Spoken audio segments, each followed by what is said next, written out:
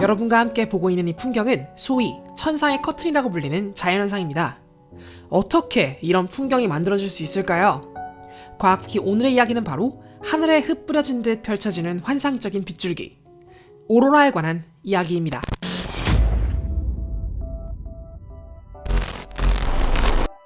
오로라의 모습을 본격적으로 담러가기에 앞서 과학키는 오래전부터 프로 천문 사진작가로 활동하고 계신 권호철 작가님의 조언을 구하고자 작가님의 작업실로 찾아가 보았습니다. 오로라를 볼 수 있는 지역, 북극권, 이제 남극과 북극에서 볼 수 있는데, 네. 오로라를 볼 수 있는 지역을 여기 오로라 오발이라고 그래요. 네. 지구가 자석이잖아요. 네네. 가장 센 자기력선이 이제 외핵에서부터 나와서 지표면이랑 만나는 요 지점이죠. 네. 오로라는 사실 1년 365일 24시간 항상 떠 있어요. 아, 네. 단 여기가 밤이어야 되고 구름이 없어야 되죠.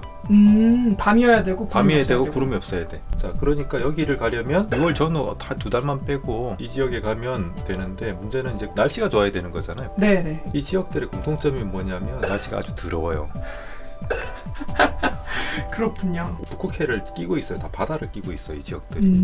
이게 그냥 바다가 아니고 이제 적도의 난류, 따뜻한 바닷물이 이제 극지방까지 빌려오는 해류거든요. 네네. 따뜻한 바닷물과 북극의 차가운 공기가 만나면 구름이 껴요, 이 지역들이.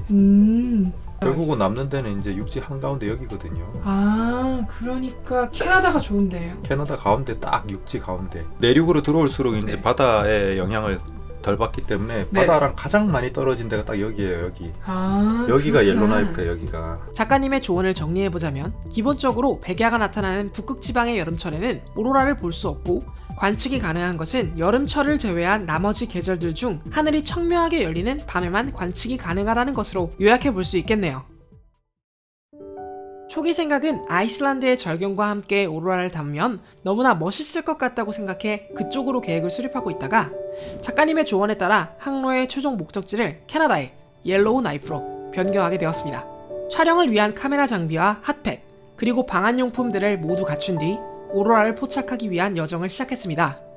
옐로우 나이프까지의 비행은 직항이 없었기 때문에 캐나다 서부의 밴쿠버와 캘거리 공항을 거쳐 약 2회의 환승이 필요했습니다. 저는 지금 인천에서 밴쿠버, 그리고 밴쿠버에서 캘거리 공항으로 도착했습니다.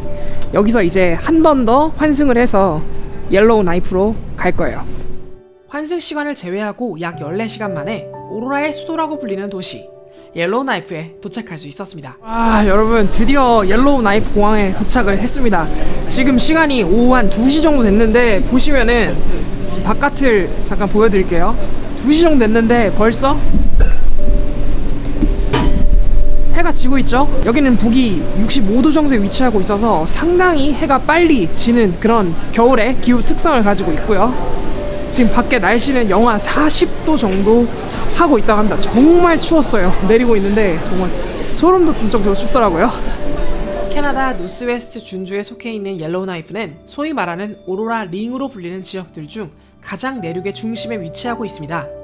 최초에 계획했던 아이슬란드는 풍부한 물, 즉 해안에 둘러싸여 있어서 겨울철에는 안개와 비구름이 시시때때로 발생해 천문 관측에는 최악이라고 말할 수 있습니다. 그러나 이곳 옐로우 나이프는 캐나다 깊숙한 내륙에 위치하고 있기 때문에 해양 기후의 영향을 훨씬 덜 받습니다. 그렇기에 다른 지역보다 확률적으로 흐린 날씨를 쉽게 피할 수 있는 기후 조건을 가지고 있어서 오로라를 보기 위한 관광객들의 발길이 끊이지 않고 있는 도시라고 할 수 있죠. 아, 추워. 하지만 이걸 좀만 바꿔 말하면 이 깊숙한 내륙에 위치한 이곳은 건조하고도 차가운 바람 때문에 아주 이런 극한의 날씨 속에 위치하고 있다고 할 수 있어요. 지금 이곳의 날씨가 굉장히 추운데, 보시는 것처럼 캐나다 북서부 연막 직하 옐로나이프 마이너스 33도, 지금 보면 혹한 경보라고 떠있는 걸 볼 수 있죠. 보시는 것처럼 이렇게 극한의 날씨를 가지고 있는 도시이기도 하죠.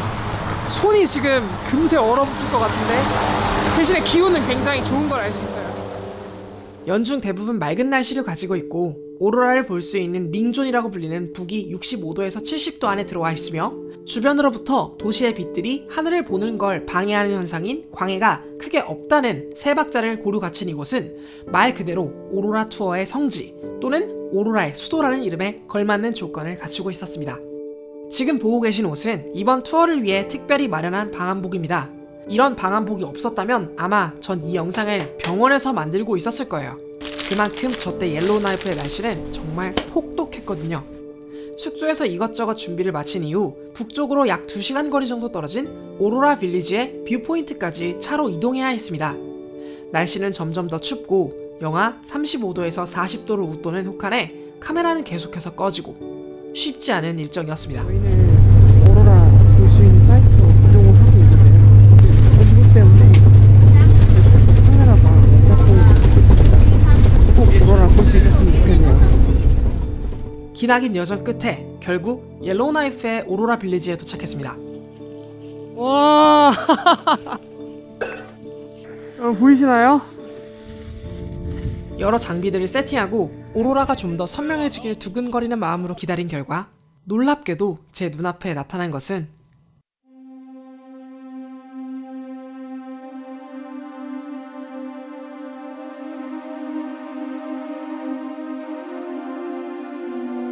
만약 우리가 지구 어느 곳에서라도 매일 밤 하늘에서 오로라를 볼 수 있다면 이 현상에 대해 그리 신기하다고 느끼지 않을지도 모릅니다. 하지만 오로라는 지구상의 아무 곳에서나 볼 수 있는 자연현상은 아닙니다. 일반적으로 극지방 근처에 위치하고 있는 도시들에서 우연히 이 아름답고 예쁜 자연현상을 목격할 수 있죠. 왜 하필 극지방일까요? 그리고 왜 저렇듯 아름다운 빛을 뿜어내는 걸까요? 이를 이해하기 위해서는 먼저 저 오로라 속에서 어떤 일이 일어나고 있는지 알아야 합니다. 태양은 매 순간 핵융합을 하면서 우주공간 사방으로 빛과 물질을 흩뿌립니다. 이들 중 플러스 또는 마이너스로 전기적 성질을 띠는 입자들은 지구 자기장과 만나게 되면 지구의 자기장선을 따라 극지방으로 대규모 이동을 하게 되는데, 이때 지구의 대기층이 기체 분자들을 강하게 때리면서 진화하게 됩니다. 이렇게 흠씬 두들겨 맞으면서 입자들에게 에너지를 전달받은 기체 분자들, 특별히 산소와 질소들은 흡수된 에너지를 그들만의 고유한 색깔의 빛으로 방출시키게 되는데, 이때 발생되는 빛들이 모이고 모여서 바로 이렇게 오로라가 나타나는 것입니다. 여기에서 재밌는 것은 저 오로라가 만들어내는 빛이 왜 녹색으로 그리고 선홍빛으로 보이는지에 대해서 보다 정확하게 이해할 수 있게 된 것도 오로라랑은 하등 아무 상관도 없을 것 같은 양자역학의 발달 덕분이라고 할 수 있어요.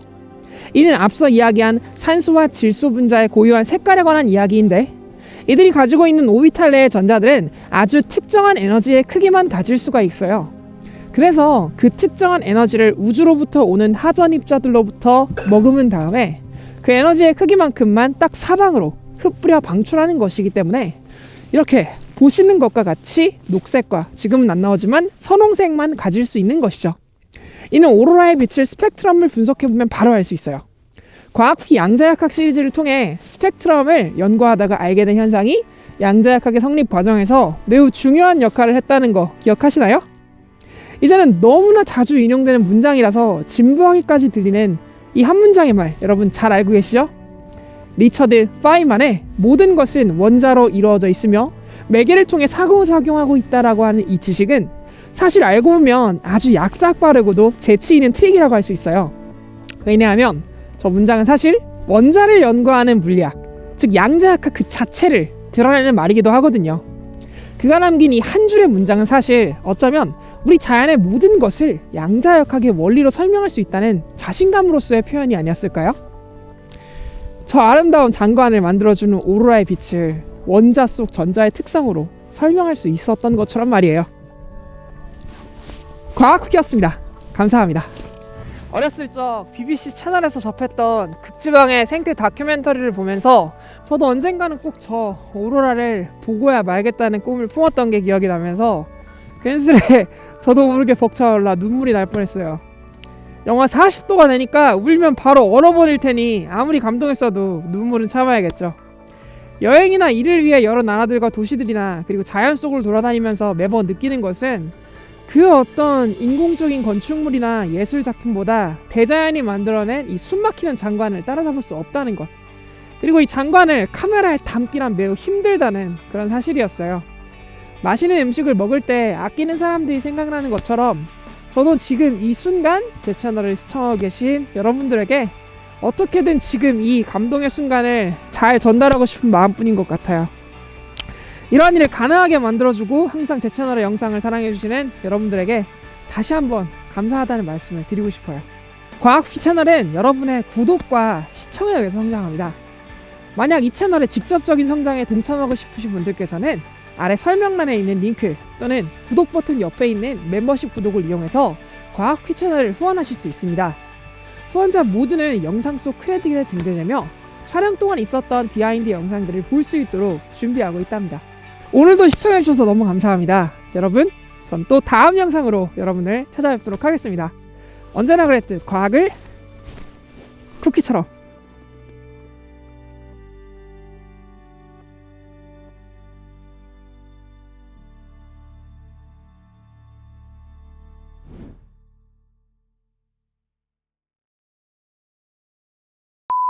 About it. This one? Yes, right. Wow. One word or the two Science cookie. words? Science. Cookie. Oh. Yeah. The first one or? Yes, right. This one. Wow. This one. Do you have Ah. English subtitles? Yes. English subtitle. Technically no, but some they can video. auto Oh, generate. auto-generate. The YouTube can auto generate. I think. Yeah, auto generate. Try it. Okay. We hope that we are having some teachers like you when when we are in high school. Yeah. I will study science rather than business. Yeah.